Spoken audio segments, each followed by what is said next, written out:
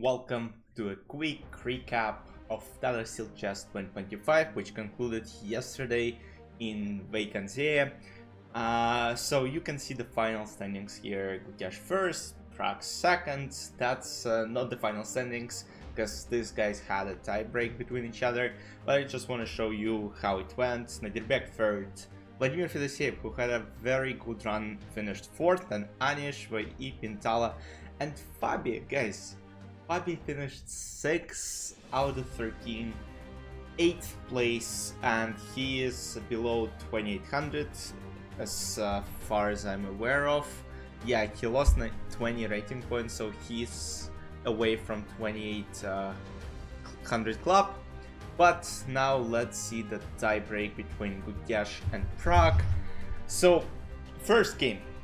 As you might see, the ratings are kinda low, they're playing Blitz, and Gukesh starts with knight f3. d5, c4, those setups become more and more powerful each year. e6, g3, bishop g2, b4.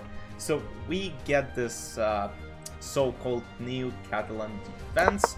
Castle 96 d3, bishop c5, a3, white are trying to take space by playing b4, and also chase this bishop away, a5, quite typical, not letting black go for b4, bishop g5, now pinning this knight to queen, so I mean bishop might potentially come back, or black might play h6, which was played by Pragg.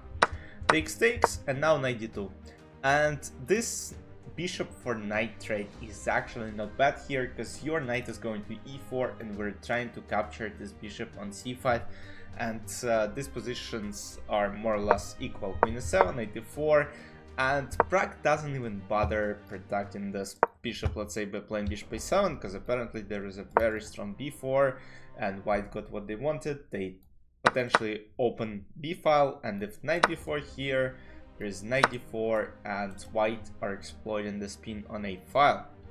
Of course, that didn't happen.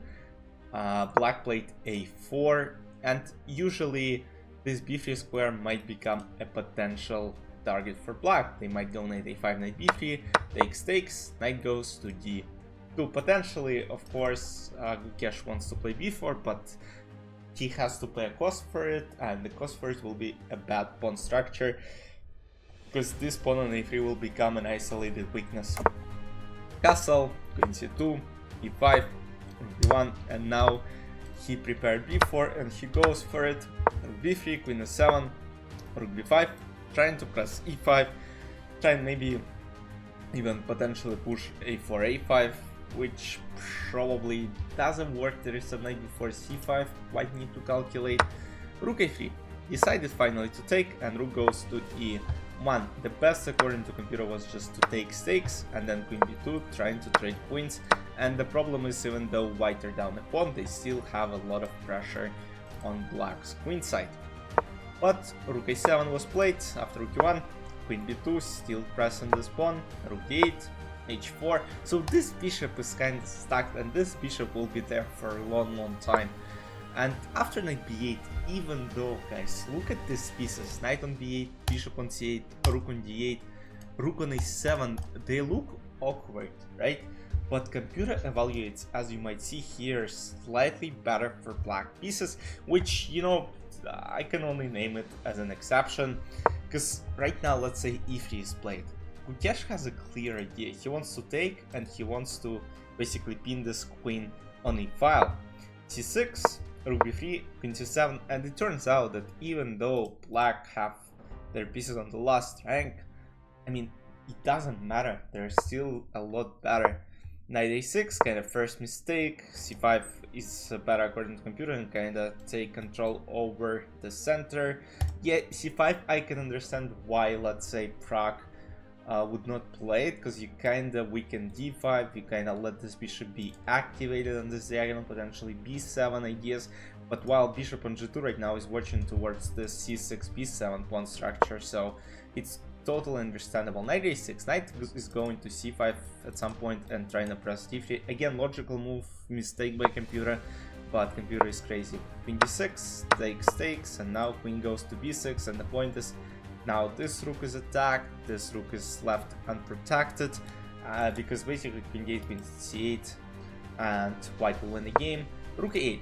Rook goes to 8, now knight d4, brilliant move.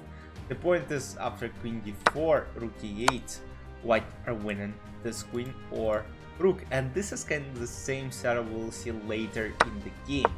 Knight goes to c7, now all trades rook e8, so the best move is actually wild here. The best move to make is knight d5, and after c take d5, queen d6, rook d6, rook a8, knight a8, rook e8, and we win a piece back due to double attack. Rook a8 takes, and now queen a7 once again, queen d4, queen a8, queen a5, once again, queen d4, queen c7. We leave this piece unprotected for so long, and finally pressure kinda took off.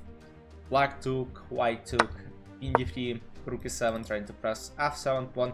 Generally this game was kinda slow in a way, but I mean they were trying to get some punches at each other. Bishop e6, queen b7, c5, and it doesn't look like black will lose. But what happens is, after queen c7, black blunder by playing queen d6. And the point is here, guys, I showed a moment earlier that after knight d4, this queen is not able to take due to rook e8, and now rook e8, queen d4, and that's exactly what happens after queen d6, as here I have the same rook e8 move, and now if rook e8, queen d6, and if king h7, which happened in the game, white are just capturing a free rook, and soon Pragg resigned. But here we go to the game number 2, where it's a must-win situation for Pragg, and he is playing with white pieces and plays d4, knight f6, bishop g5, Trumpovsky. d5, e3, g6, that's all common theory, knight f3, knight d2, h3, not letting this bishop potentially pin this knight on f3, c5, c3. That also looks like, you know, in London the same kind of way, knight f3, knight d2, bishop on f4, h3 to make space for the bishop, and bishop on d3, of course, crucial.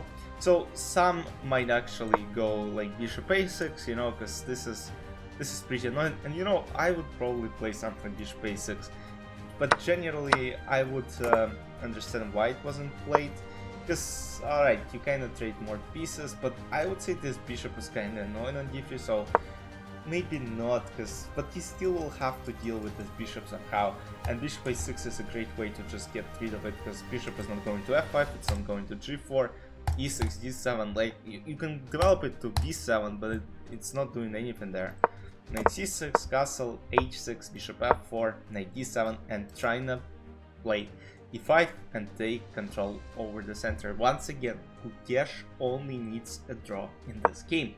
Bishop g3, bishop b7, bishop e2, and now e5, finally a center strike. He takes a5, takes, and now a4 is played. Knight goes back to d7, queen c2, rook e8, rook e1, rook c8, rook a d1, just place the rooks on d and e file, kind of centralize your pieces, quite common for these structures. And now queen b1, playing slowly, knight f8.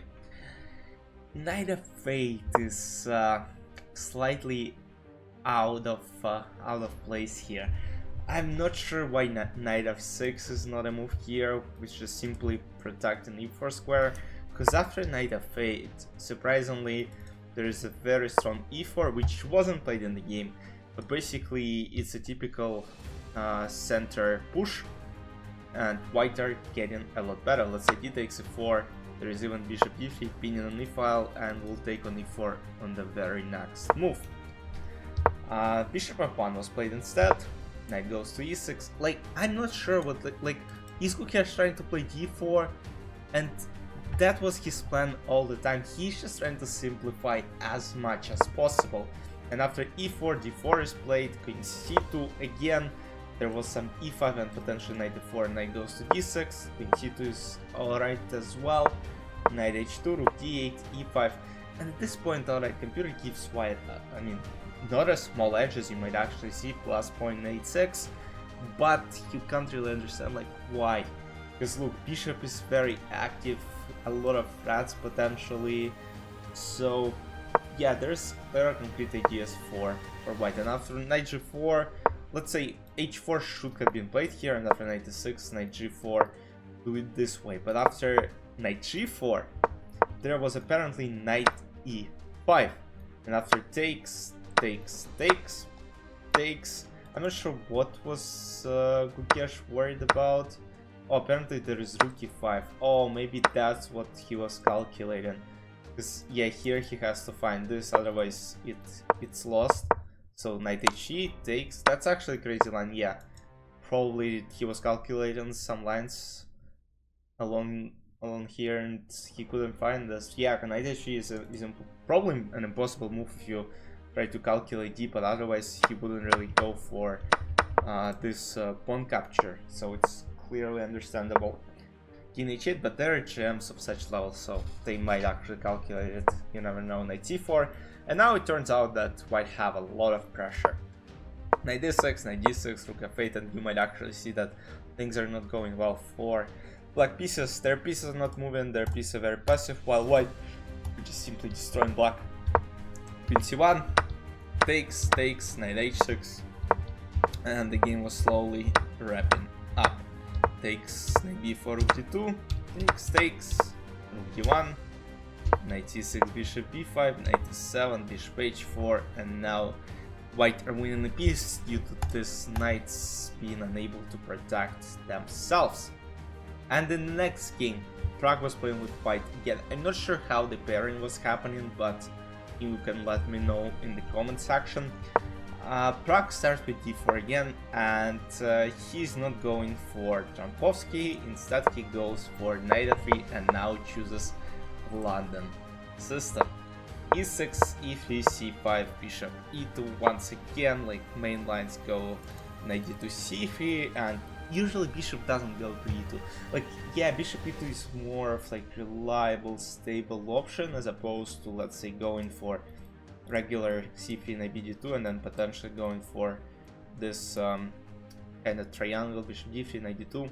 So bishop e2, bishop d6, takes. So this is not how most of the people play London system. Castle, castle, and c4.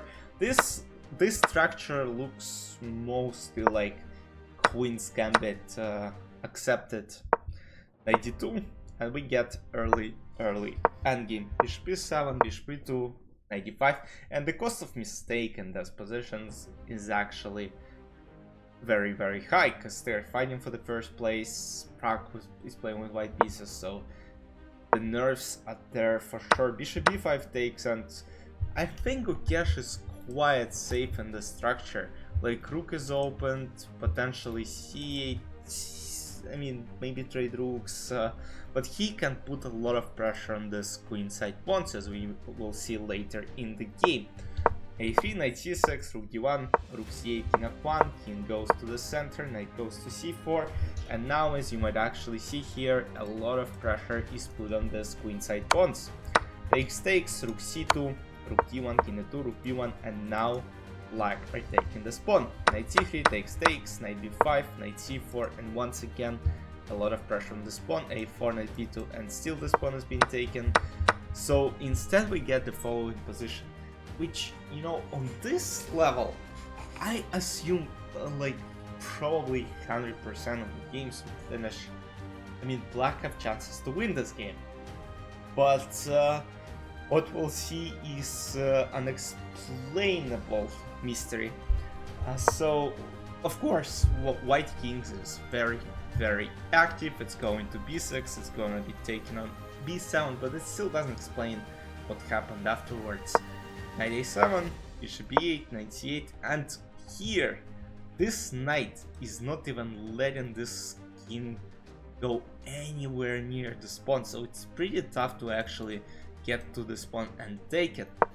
King b5, and now black play f6, which I would personally play myself, because you want to play e5 next move, and you kind of want to lock this bishop down. And if you watch my positional series, like the first lesson of my positional series, f6 e5 barrier is actually useful thing, but here bishop is on b8 and not somewhere on this diagonal, so it turns out to be kinda useless. But I still would play f6 just to play e5 and not let this knight go to d4. but Wijk have a different plan. They go knight d2, and now the plan is to go knight c4, knight a5, and take this pawn from this queenside with this knight. King f7, knight c4, bishop f8, knight a5, and this pawn is about to be taken. Bishop d6 takes, and once again, looks like it's gonna finish in the draw. Knight d4, f3, knight c3. So, and once again, guys, I'm not sure why Gukesh didn't play knight d2, because knight c3, you can't really attack pawns. Like, yeah, knight d1, but you wanna play knight f1 and attack this one as well. And let's say he plays king b7, you play knight f1 and you threaten both pawns, right? And if white play e4, I mean, I would still probably play something like knight f1. The problem is this pawn is being taken, as it's impossible to lose this position if h3 is playing knight d3. But like, there is no way you lose this position. Like, I'm not sure if he was playing for a win or whatever he was doing, but I would play knight d2 and not knight c3 probably 100% of the time, because I'll see, alright, I wanna fork him, right? And there is no knight c4, knight d3, because let's say knight goes to b7, I mean, I can play knight c4 and knight d3. But I'm not sure, I mean, those guys, I mean, this is world champion, by the way, so it's like knight d2 is almost played 100% of the time. And I mean, doesn't change things, it's still probably a draw. But knight d2, like, why play knight c3? But doesn't matter. Alright, let's move on. In b7, e5, and it doesn't look that bad. Once again, looks like a complete draw. King c6, knight d1. Now knight goes to c4. By the way, like, if this was an idea, play knight d2. Like, you want to attack e3 pawn, play knight f1, and then you have, I mean, if this pawn moves, you go to e3, and you're not worse.